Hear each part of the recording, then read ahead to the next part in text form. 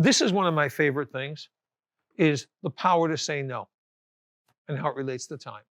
When you say yes to everything, you are giving up your time. You said yes to something, now you have to do it. Now you're giving up your time. When you say no, you're protecting yourself. You're protecting your time.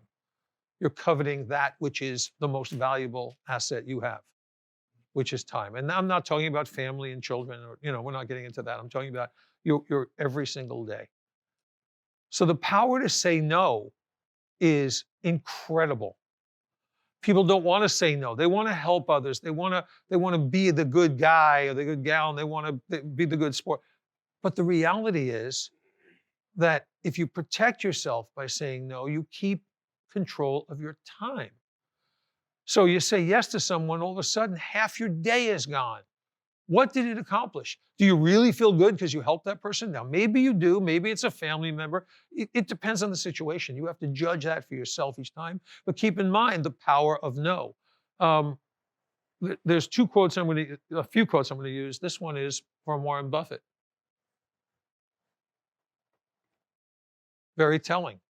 I'd consider Warren Buffett a fairly successful billionaire, as billionaires go, multi-billionaire.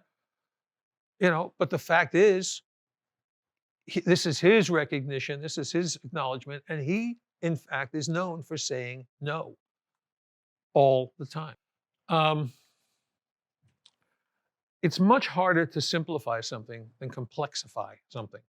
And again, this has to do with time. Another favorite quote of mine is,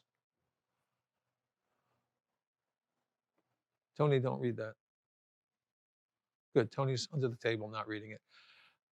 It takes a lot more effort to construct a 5-minute speech than it does a 30-minute speech. Yeah, I'm familiar with this quote. Oh, yes. Super true.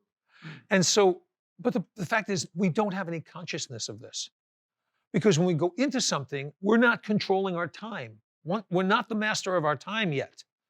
So because we're not the master of time, what's the greatest enemy we have? Our brains, which are going to stretch it out.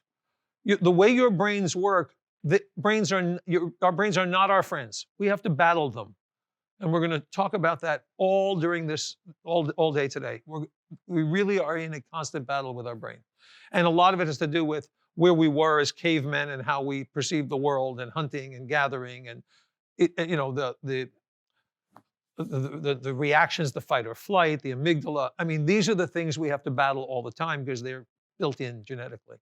So if you're looking at being efficient, you say, okay, I am willing, the goal of doing this 5-minute speech is incredibly powerful for me, and it's a career maker, and it's important to the place I'm going, and I'm speaking. So I'm going to take the time to craft a short speech, not 5 minutes. I have a half an hour.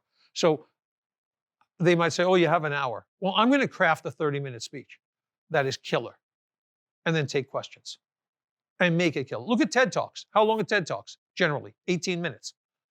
If you think about it, when you come out of a TED Talk, when you're watching it on YouTube, and you're done with it, you go, holy cow, I learned so much in 18 minutes. Why? Because the average time spent to create a TED Talk, anybody have any idea? 10 hours. I'm sorry? 10 hours. A little more than that.